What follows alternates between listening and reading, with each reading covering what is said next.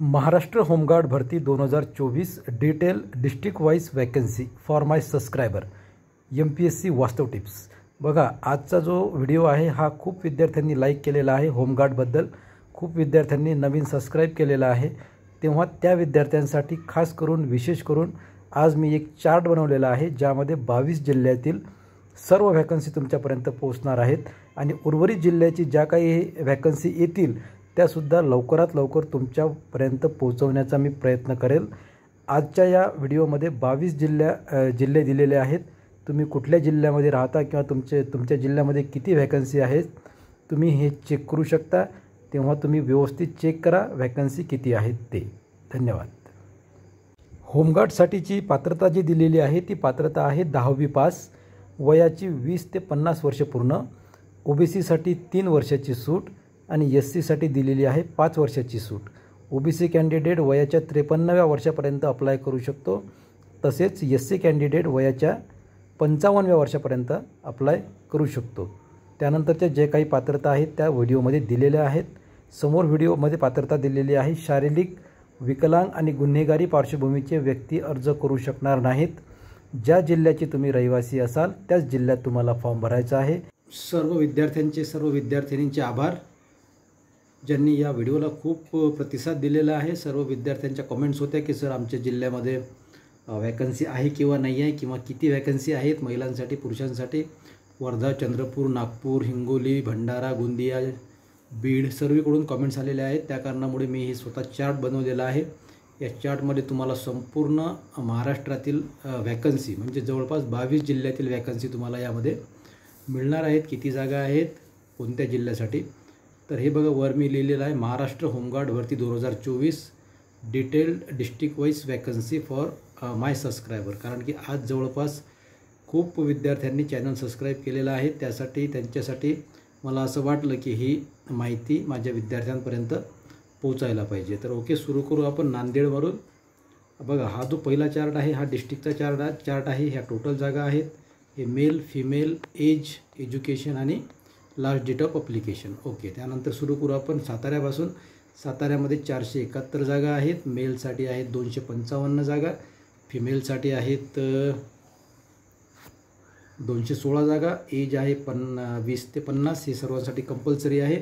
OBCसाठी 3 वर्ष आणि SCसाठी 5 वर्ष यामध्ये सूट दिलेली आहे। एज्युकेशन 10वी आणि लास्ट डेट अप्लायसाठी किती आहे तर हे 15 जुलै ते 31 जुलै आपण बोलतोय साताऱ्याबद्दल। पुढचं आहे नांदेड। नांदेडमध्ये 341 जागा आहेत, 242 जागा आहेत मेलसाठी, 93 जागा फिमेलसाठी, 20 ते 50, त्यानंतर 15 जुलै ते 31 जुलै याची डेट आहे। रत्नागिरीमध्ये 458 जागा, 379 जागा पुरुषांसाठी, महिलांसाठी 79 जागा, 20 ते 50, 15 जुलै ते 31 जुलैपर्यंत ही याची फॉर्म भरण्याची आहे। जळगावमध्ये बघू आपण। जळगावमध्ये बघा 218 जागा आहेत, त्यानंतर 109 त्यामध्ये पुरुषांसाठी आहेत, 109 महिलांसाठी सुद्धा आहेत, 20 ते 50 वर्ष वय आहे, 10वी आणि 15 जुलै 31पर्यंत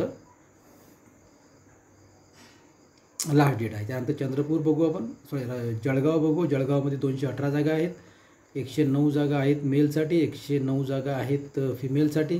बरं झालं आपलं जळगाव मला वाटते। चंद्रपूरला 80 जागा आहेत टोटल, त्यामध्ये बघा 34 जागा आहेत मेलसाठी, त्यानंतर 42 जागा आहेत फिमेलसाठी, 20 ते 50 वर्ष पात्रता आणि 10वी आणि 15 जुलै ते 31 जुलै दरम्यान तुम्हाला फॉर्म भरायचा आहे चंद्रपूरसाठी। त्यानंतर बघा सिंधुदुर्ग आहे। सिंधुदुर्गमध्ये जागा आहेत 177, 146 मेलसाठी आहेत, 31 फिमेलसाठी आहेत, एज आहे 20 ते 50, 10वी एज्युकेशन आहे, 15 जुलै ते 31पर्यंत तुम्हाला फॉर्म भरायचा आहे। त्यानंतर बघायचं आपल्याला धुळेमध्ये आहे 138 जागा टोटल, 104 जागा आहेत पुरुषांसाठी, त्याचबरोबर 34 जागा आहेत महिलांसाठी।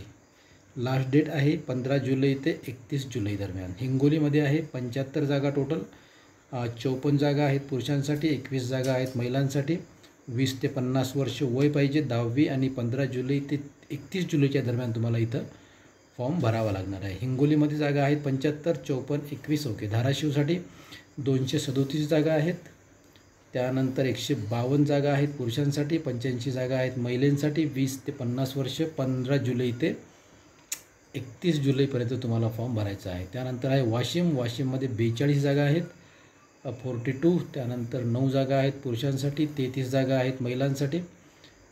आणि 10th त्यांनी पात्रता मागितलेली आहे 25 जुलै ते 31 जुलै दरम्यान फॉर्म भरायचा आहे तुम्हाला. याचा हा जो चार्ट बनवलेला आहे, हा चार्ट मी स्वतः बनवलेला आहे. कारण की कुठंच तुम्हाला हे टोटल जागा मिळणार नाहीत, म्हणजे डिस्ट्रिक्ट वाईज जागा तुम्हाला मिळणार नाहीत. डिस्ट्रिक्ट वाईज वॅकन्सी पूर्ण मी डिटेल्ड यातमध्ये फिलअप केलेली आहे आणि तुमच्यापर्यंत पोहोचवत आहे. त्या कारणामुळे तुम्ही कुठल्या जिल्ह्याचे रहिवासी आहे त्यानुसार तुम्ही तुमच्या जागा, तुमच्या जिल्ह्यामध्ये किती वॅकन्सी आहेत हे तुम्ही बघू शकता. त्यानंतर जर तुम्हाला काही स्पर्धा परीक्षा वगैरे तुम्ही देत असाल, पोलीस भरती देत असाल किंवा मग MPSC कंबाईन पूर्वच्या बाबतीत मी बोलतो आहे, मुख्यच्या बाबतीत मी बोलत नाही आहे, आणि सरळ सेवा भरती जे काही असतील त्या जर तुम्ही कुठल्या देत असाल तर आपल्या चॅनलवर जे व्हिडिओ आहेत ते व्हिडिओ तुम्हाला खूप उपयुक्त ठरू शकतात. ते व्हिडिओ तुम्ही बघू शकता, त्यावरून अभ्यास करू शकता. चॅनलला तुम्ही सबस्क्राईब करून ठेवलेलंच आहे, त्याबद्दल धन्यवाद. बाकी पुढचे जे व्हिडिओ आहेत या चॅनलवरचे ते तुम्हाला पोहोचतील. एकदम शॉर्ट्समध्ये अभ्यास, फक्त नोट्स कशा काढायच्या किंवा पॉईंट्स कसे काढायचे, सर्व ते पॉईंटेड अभ्यास या चॅनलवर तुम्हाला मिळणार आहे. ओके, कुठपर्यंत होतो आपण?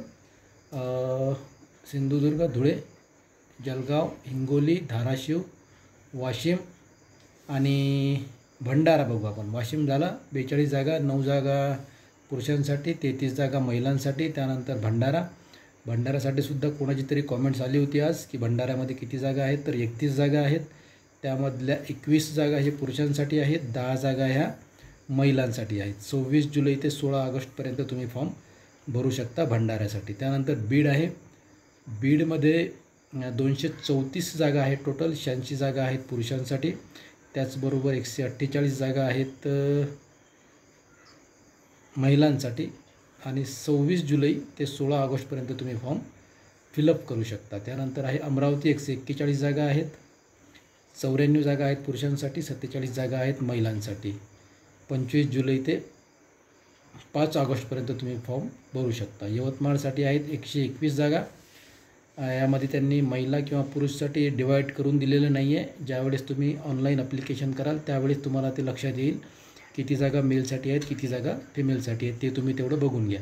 26 जुलै ते 17 ऑगस्ट दरम्यान तुम्हाला फॉर्म फिलअप करायचा आहे. नंदुरबारमध्ये 78 जागा आहेत टोटल, 34 जागा आहेत पुरुषांसाठी, 44 जागा आहेत महिलांसाठी. 26 जुलै ते 14 ऑगस्टपर्यंत तुम्हाला फॉर्म फिलअप करायचा आहे. गडचिरोलीमध्ये आहेत 141 जागा टोटल, 115 जागा पुरुषांसाठी आहेत, 26 जागा ह्या महिलांसाठी आहेत.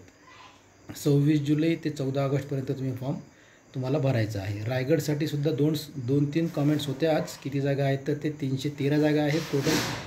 त्यामध्ये 253 जागा ह्या पुरुषांसाठी आहेत, 60 जागा ह्या महिलांसाठी आहेत. तर ओके, 26 जुलै ते 16 ऑगस्टपर्यंत तुम्हाला फॉर्म यामध्ये फिलअप करायचा आहे.